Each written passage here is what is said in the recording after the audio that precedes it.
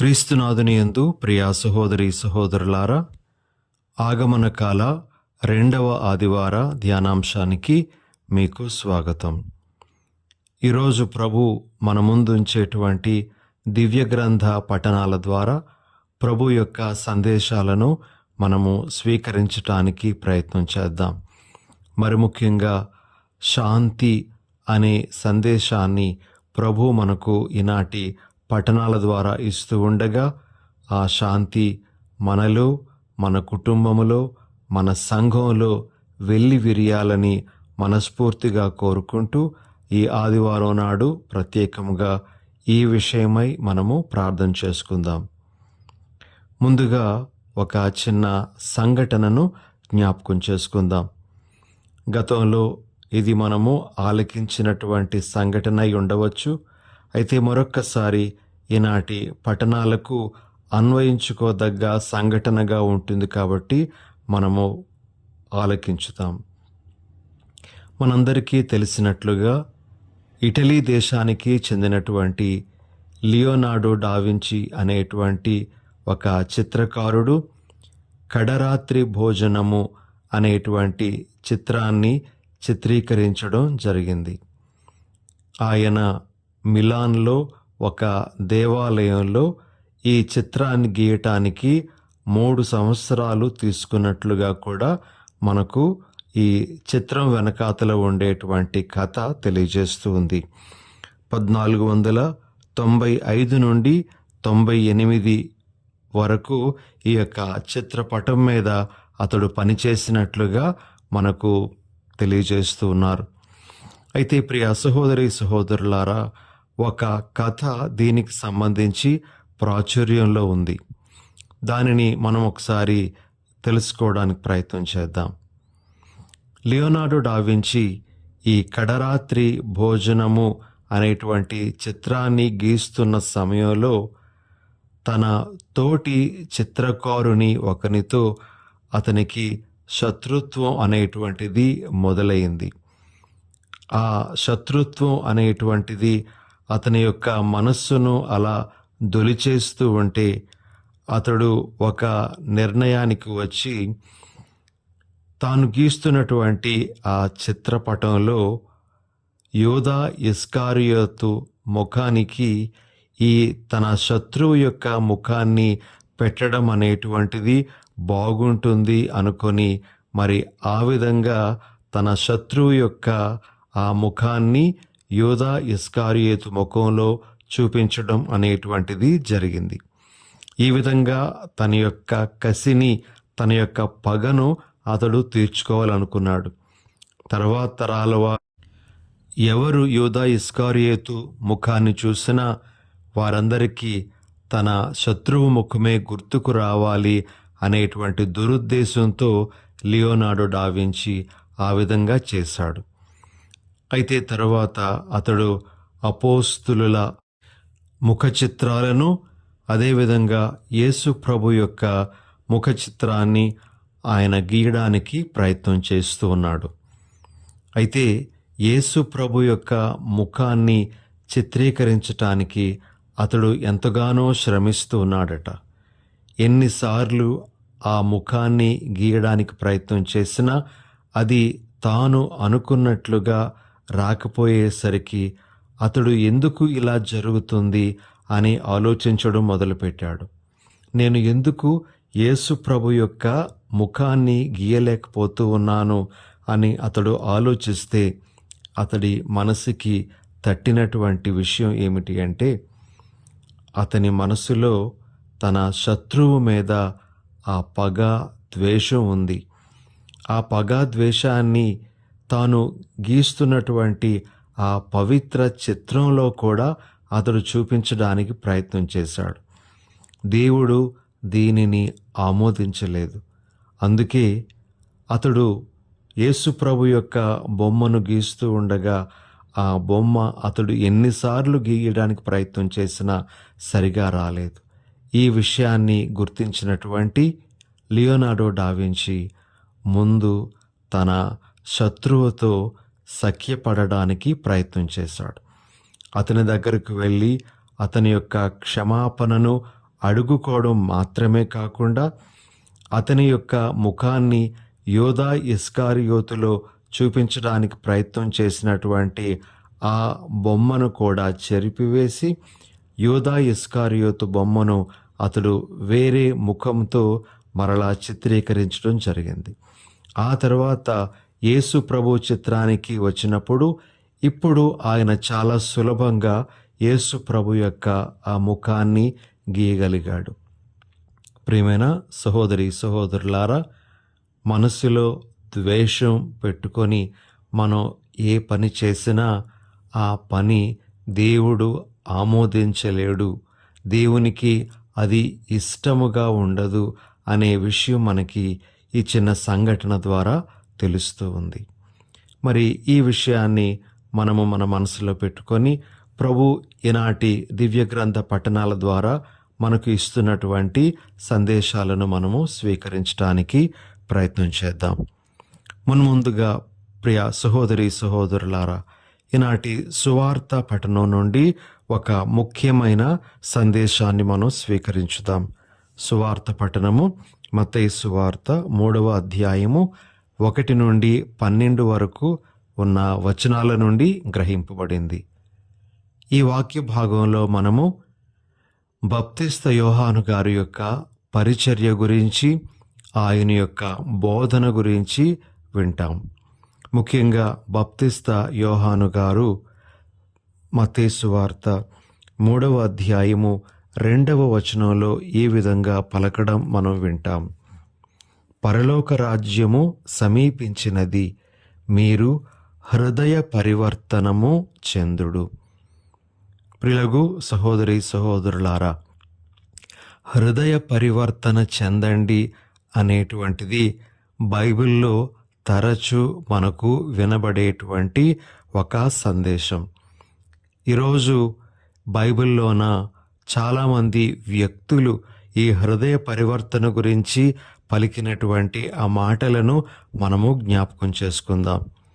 మొదటిగా యేసు ప్రభు తన పరిచర్యను ప్రారంభిస్తూ ఈ హృదయ పరివర్తన గురించి మాట్లాడినట్లుగా మనము సువార్తలో చూస్తాం. మత్తయి సువార్త 4వ అధ్యాయము 17వ వచనంలో ప్రభు ఈ విధంగా అంటారు, హృదయ పరివర్తనము చెందుడు, పరలోక రాజ్యము సమీపించి ఉన్నది. ఇవే మాటలను మనము మార్కు సువార్త 1వ అధ్యాయము 15వ వచనంలో కూడా వింటాం. కాబట్టి హృదయ పరివర్తన చెందుడు అనేటువంటి సందేశము యేసు ప్రభు యొక్క నోటి నుండి కూడా వచ్చినటువంటి మొదటి సందేశంగా మనము గ్రహించవచ్చు. అదేవిధంగా ప్రియ సహోదరి సహోదరులారా, యేసు ప్రభు తన శిష్యులను సువార్త ప్రకటనకు పంపిస్తూ కూడా వారికి ఈ హృదయ పరివర్తన గురించి బోధించమని సూచనలు ఇచ్చినట్లుగా మనము ఆలకిస్తాం. శిష్యులు గ్రామాలకు వెళ్ళినప్పుడు వారు ఏ విధంగా బోధించారో ఇక్కడ మనము వాక్యంలో వింటాం. అంతటా ఆయన శిష్యులు పోయి ప్రజలు పశ్చాత్తాపముతో హృదయ పరివర్తనము పొందవలనని బోధించిరి. ప్రభు వారికి తెలియజేసినట్లుగా వారు హృదయ పరివర్తన గురించి బోధించినట్లుగా మనం ఇక్కడ వింటూ ఉన్నాం.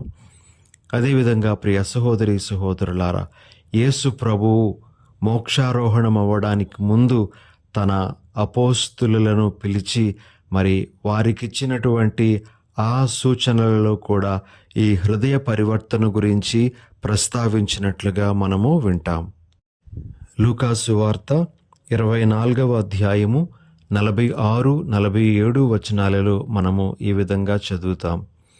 క్రీస్తు కష్టములు అనుభవించిననియు 3వ రోజు మృతులలో నుండి లేచిననియు యెరూషలేము మొదలుకొని సకల జాతులకు ఆయన పేరిట హృదయ పరివర్తనము పాపక్షమాపణము ప్రకటింపబడుననియు వ్రాయబడి ఉన్నది. ఈ మాటలు తన శిష్యులు చెప్పాలి, బోధించాలి అనే విధంగా యేసు ప్రభు వారికి ఆ విషయాలను ఎరిగించడము, వారికి అర్థాన్ని తెలియజేయడం అనేటువంటిది జరిగింది. ఇక అపోస్తులు పరిశుద్ధాత్మను పొందిన తర్వాత, పెంతుకోస్తు సంఘటన తర్వాత వారు హృదయ పరివర్తన గురించి బోధించినట్లుగా మనము అపోస్తుల కార్యములు 2వ అధ్యాయము 38వ వచనంలో ఆలకిస్తాం. మీరు హృదయ పరివర్తన చెంది మీ పాప పరిహారమునకై ప్రతి ఒక్కడు యేసుక్రీస్తు నామమున బప్తిస్మము పొందవలయును. అప్పుడు మీరు దేవుని వరమగు పవిత్రాత్మను పొందుదురు. అదేవిధంగా ప్రియ సహోదరి సహోదరులారా, పౌలు గారు కూడా తన యొక్క పరిచర్యలో హృదయ పరివర్తనను గురించి ప్రస్తావించినట్లుగా ఆయనే స్వయంగా చెప్పినటువంటి మాటల ద్వారా మనం గ్రహించగలము. అపోస్తల కార్యములు 26వ అధ్యాయము 19-20 వచనాలలో మనము పౌలు గారి మాటలను ఈ విధంగా వింటాం. కనుక ఓ అగ్రిప్ప రాజా, నేను పరలోకము నుండి చూచిన ఈ దర్శనమునకు అవిధేయుడను కాలేదు. మొదట దమస్కులోని వారికి, యెరూషలేములోని వారికి, తరువాత యూదయ దేశమునందంతటను ఉన్నవారికి, అన్యులకు వారి పాపముల నిమిత్తమై పశ్చాత్తాపపడి దానికి తగినట్టి క్రియలను చేయుచు దేవుని వైపునకు మరలవలనని బోధించితిని. ఇవి పౌలు గారి యొక్క మాటలు. ఈ విధంగా ప్రిలగు సహోదరి సహోదరులారా, హృదయ పరివర్తనము అనేటువంటి ఆ సందేశము మనకి పరిశుద్ధ గ్రంథంలో చాలా చోట్ల కనబడుతూ ఉంది. మరి ఈరోజు బప్తిస్మ యోహాను గారు తన దగ్గరకు వచ్చేటువంటి వారికి కూడా హృదయ పరివర్తన గురించి బోధిస్తూ ఉన్నారు. హృదయ పరివర్తనము అంటే మనం చేసినటువంటి తప్పిదాలకు దుఃఖపడడం మాత్రమే కాదు, మనం చేసినటువంటి ఆ తప్పుడు కార్యాలకు అపరాధ భావముతో జీవించడం మాత్రమే కాదు.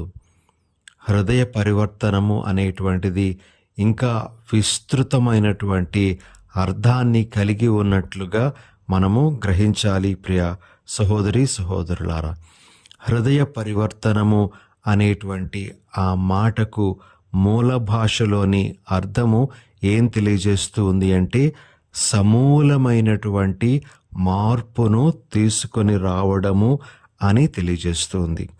సమూలమైనటువంటి మార్పు అంటే తప్పిదముల నుండి పూర్తిగా వైదొలగడం, అదేవిధంగా నూతన జీవిత విధానాన్ని అవలంబించడం, నూతన దృక్పథాలతోనూ నూతన వ్యక్తిత్వంతోనూ జీవించడం, ఇవన్నీ మనకి హృదయ పరివర్తనలో కనబడేటువంటి అంశాలు. కాబట్టి హృదయ పరివర్తన అంటే గుండెలు బాదుకోవడం, ఏడవడం, దుఃఖపడడం అని మాత్రమే కాదు. అది ఒక అంశమే అయినప్పటికీ అదే హృదయ పరివర్తన కాదు. మనము జక్కయ్యను ఒక మంచి ఉదాహరణగా తీసుకుంటే, అతడిలో పరివర్తన అనేటువంటిది ఎలా కలిగిందో మనము చాలా స్పష్టంగా గమనించగలం. మన హృదయ పరివర్తన అలాంటి పరివర్తన అయి ఉండాలి. మనం చేసిన తప్పుల స్థానంలో మంచిని చేసేటువంటి విధంగా మన జీవితం తయారు కావాలి. అదే నిజమైనటువంటి పరివర్తనగా ఈరోజు మనం గ్రహించాలి. ఇదే సందర్భంలో బప్తిస్మ యోహాను గారు తన దగ్గరకు వచ్చినటువంటి ఆ ప్రజలకు తెలియజేసే మాట, మీరు హృదయ పరివర్తనకు తగిన పనులు చేయుడు అని.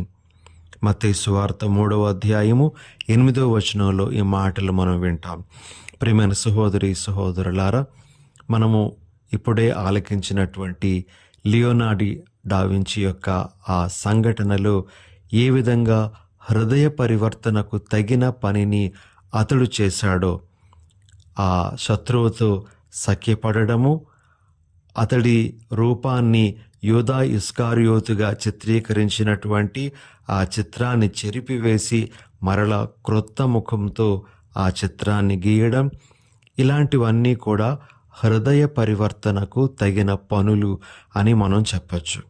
అయితే ఈరోజు ప్రభు బాప్తిస్త యోహాను గారి ద్వారా మనందరికీ తెలియజేస్తున్నటువంటిది ఏమిటంటే, హృదయ పరివర్తనకు తగిన పనులు అంటే మనము మంచి ఫలాలను ఇచ్చేటువంటి వ్యక్తులుగా రూపొందాలి అని. మనము మంచి ఫలాలను ఇవ్వాలి అంటే ఆ ఫలాలు సఖ్యత అనేటువంటి ఫలము అని, సహోదర భావము అనేటువంటి ఫలముగాను, క్షమాపణ, దయ, శాంతి అనేటువంటి ఫలాలుగాను మనము గ్రహించాలి.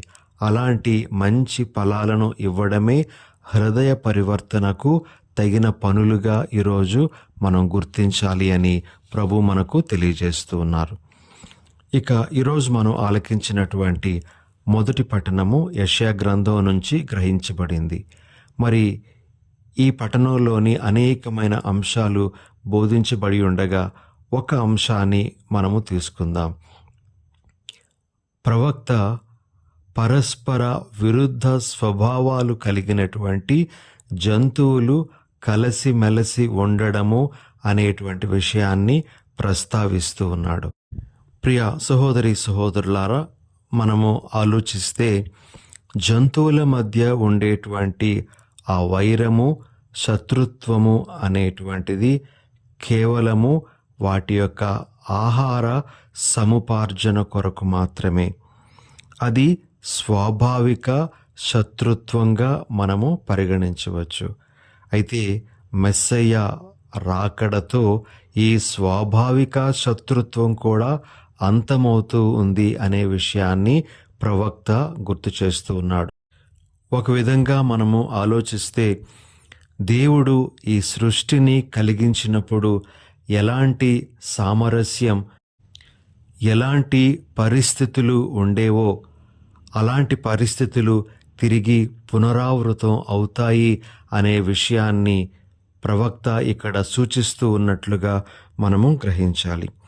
దీని అంతరార్థము ప్రియమైన సహోదరి సహోదరులారా, మెస్సయ్య కాలములో మెస్సయ్య యొక్క ఆ రెండవ రాకడ సమయానికి మన అందరిలో కూడాను శత్రుత్వం అనేటువంటిది పూర్తిగా అంతరించబడి అందరము కలిసిమెలిసి జీవించడం, సామరస్యంతో జీవించడం అనేటువంటిది నెలకొంటుంది అనే విషయాన్ని యెషయా ప్రవక్త ఇక్కడ ప్రస్తావిస్తూ ఉన్నాడు.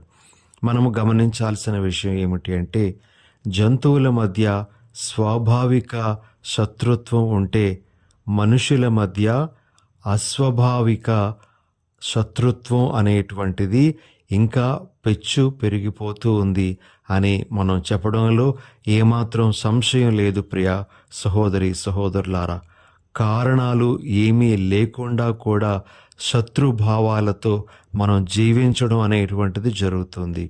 కొన్నిసార్లు వ్యక్తులు ఎవరో తెలియనప్పటికీ కూడా ఆ వ్యక్తులతో శత్రుత్వంతో జీవించేటువంటి పరిస్థితులు కూడా ఈరోజు ఉన్నాయి అని మనము గమనించగలం. ఇలా మన మధ్య, మానవుల మధ్య ఉండేటువంటి ఆ అస్వాభావిక శత్రుత్వం కూడా అంతమవ్వాలి, నశించిపోవాలి, అందరూ కలిసికట్టుగా ఉండాలి అనేది ఇక్కడ ప్రభు మనకిస్తున్నటువంటి ఒక సందేశం. ఇక ఆఖరుగా ఈనాటి రెండవ పఠనము పౌలు గారు రోమీయులకు రాసినటువంటి లేఖ 15వ అధ్యాయం నుండి మనము కొన్ని వచనాలను విన్నాం. అందులో 5వ వాక్యంలో ఈ విధంగా పౌలు గారు తెలియజేస్తూ ఉన్నారు: సహనమునకు ప్రోత్సాహమునకు కర్తయగు దేవుడు క్రీస్తు యేసును అనుసరించుట ద్వారా మీకు పరస్పరము సామరస్యమును కలిగించునుగాక అని. యేసును అనుసరించడం అనేటువంటిది మనలో సామరస్యాన్ని కలిగించాలి అని పౌలు గారు అంటూ ఉన్నారు. ప్రియ సహోదరి సహోదరులారా, సామరస్య భావంతో జీవించడం అంటే మనలో ఉండే విభేదాలను మనము విడిచిపెట్టాలి. మనలో ఉండేటువంటి అసూయ ద్వేషాలను మనము విడనాడాలి. అందరం యేసులో సహోదరులము అనేటువంటి భావంతో మనం జీవించగలగాలి. ఇలాంటి సామరస్యపూర్వకమైనటువంటి వాతావరణంలో మనము జీవించడమే ప్రభు మన నుండి కోరుకునేటువంటిదిగా ఈరోజు మనమందరము గ్రహించాలి. ఈ భావాలతో ఈనాటి ఈ దివ్య బలి పూజలో మనము పాల్గొందాం. చిన్న ప్రార్థన చేసుకుందాం. పరిశుద్ధుడైన ఓ మా ప్రభువా, ఈ ఆగమన కాల 2వ ఆదివారం నాడు మీరు మాకు ఇస్తున్న హృదయ పరివర్తన అనే సందేశాన్ని మా మనసులో మేము బలంగా నాటుకొని హృదయ పరివర్తనకు తగిన పనులు చేసే వరాన్ని దయచేయండి. అదేవిధంగా శాంతి సమాధానాలను స్థాపించగలిగేటువంటి వ్యక్తులుగా, శాంతిని నెలకొల్పేటువంటి వ్యక్తులుగా మమ్ము తీర్చిదిద్దమని మా ప్రభువైన యేసు నామమున వేడుకొనుచున్నాం తండ్రి. ఆమెన్.